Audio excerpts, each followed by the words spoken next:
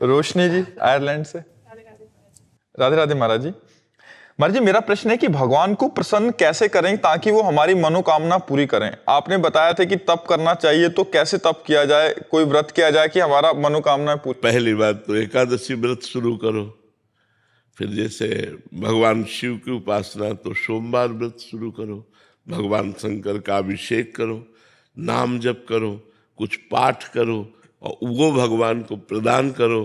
फिर भगवान से प्रार्थना करो। एक तो ये डिपार्टमेंट हो गया, और एक हो गया कि लाडले प्रभु मैं आपकी लाडली हूँ, मैं जैसी हूँ आपकी हूँ, मेरे से कुछ नहीं बनेगा, आप अपने हिसाब से मेरी आवश्यकताओं की पूर्ति कर दें, मेरे हिसाब से नहीं, मेरे हिसाब से नहीं। मेरा हिसाब तो बहुत छोटा है, नाथ आप अपने हिसाब से कीजिए। जोई जोई प्यारो करे सोई मोई भावे। ये बड़ा मस्ती का मार्ग है जो दूसरा बताया। पहले वाला वो एक दुकानदारी का मार्ग है कि जो हम किया उसका फल दे दीजिए, और इसमें किए का फल नहीं है, इसमें मैं आपकी हूँ। जैसे गोदनामा में नहीं होता पूरी प्रॉपर्टी गोदनामे वाले के ऊपर, ऐसे ही भक्त को भगवान अपना सर्वस्व समर्पित कर देते हैं। भक्त जब अपना भगवान को सर्वस्व समर्पित कर देता है तो भगवान अपना सर्वस्व समर्पित कर देते हैं। तो जितना हमारा समर्पण जोर का होगा उतना ही हमें आनंद की अनुभूति होगी। एक ये मार्ग है, और एक ये मार्ग है कि जितनी जोर का हम तप करेंगे, व्रत करेंगे, उसका वैसे ही फल हमको प्राप्त होगा। ये कमजोर मार्ग है, इसमें हम कितना करेंगे। और ये मार्ग है कि सीधे भगवान अपना ऐश्वर्य, ज्ञान, वैराग, भक्ति, प्रेम जो चाहिए उसका खजाना खोल देते हैं और भक्त निहाल हो जाता है। तो भगवान का बनने में ज्यादा लाभ है। भगवान के लिए साधना करना, भगवान के बन के, ये और उत्तम बात है।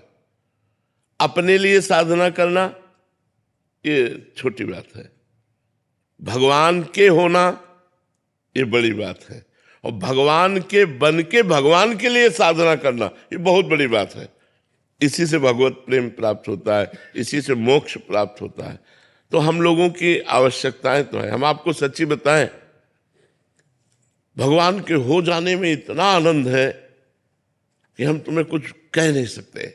आप कह सकती होगी कि आपने तपस्या किया, अब तो क्या मेरे जीवन की तपस्या का फल ये संसार की झूठी माया है जो मरने के बाद साथ नहीं जाती है?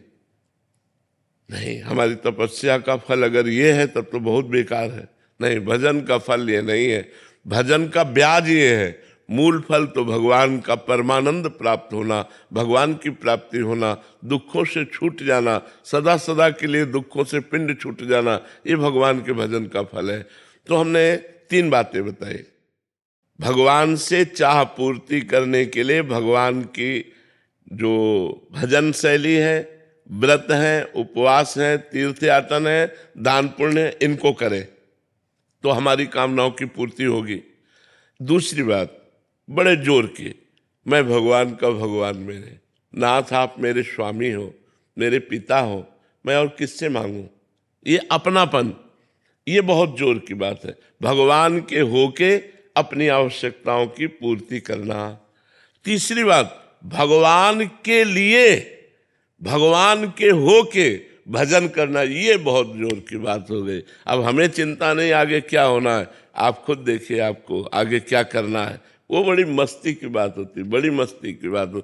कदम कदम पर प्रभु की कृपा और प्यार दिखाई देता है कि हमारे प्रभु कितना हमें प्यार करते हैं। ये तब दिखाई देता है जब भगवान के होके और भगवान के लिए भजन किया जाता है, तब ये जोर की बात आती है। महाराज जी, अधिकतर तो ऐसा ही है कि मतलब कामना की पूर्ति हो जाए इसलिए भगवान। हाँ, प्राय ऐसा। लेकिन हमारी कामनाओं की कभी पूर्ति हो नहीं सकती। एक कामना पूरी होती है तो 2 कामनाएं खड़ी हो जाती हैं, 2 पूरी होती है तो 4 खड़ी हो जाती हैं। कामना ही पूरी शांत हो जाए, वो भजन का फल होगा कि अब कोई कामना नहीं। जाहि न चाही कबहु कछु, तुम सन सहज स्नेह, बसहु निरंतर तासुर सो राउर निज के। जिसे कभी कुछ नहीं चाहिए, सब कुछ व्यवस्था भगवान अपने आप करते हैं। चाह की कोई जरूरत करने की नहीं है, केवल भगवान के होने की जरूरत है, भगवान के भजन करने की जरूरत है, गंदे आचरणों के त्याग की जरूरत है। तो इसलिए हम कहते हैं तीन पद्धति है। एक तो है करके भगवान से लेना, एक है होके भगवान से लेना, और एक है लेने की इच्छा ही ना रखना, केवल भगवान के हो जाना। तो सब अपने आप हो जाता, सब अपने आप व्यवस्था हो जाती है। इसलिए हम कहते हैं भगवान के हो जाओ, भगवान के हो करके फिर देखो कैसा आनंद जीवन में है। कुछ नहीं करना, जैसे हो वैसे ही रहो, नाम जप करो राधा राधा, बस मांस मत खाओ, शराब मत पियो, पराई बहनों बेटियों की तरफ गंदी दृष्टि मत रखो, जो पापाचरण है वो पापाचरण मत करो, फिर देख लो आपका जीवन कितना आनंदमय होता है। भगवान ने आनंद के लिए मनुष्य शरीर दिया है, पशुओं को कर्म भोग के लिए दिया है। मनुष्य शरीर नए प्रारब्ध की रचना के लिए मिला है, मनुष्य शरीर भगवत प्राप्ति के लिए मिला है, मनुष्य शरीर मोक्ष के लिए मिला है, इन गंदी बातों के लिए नहीं मिला है।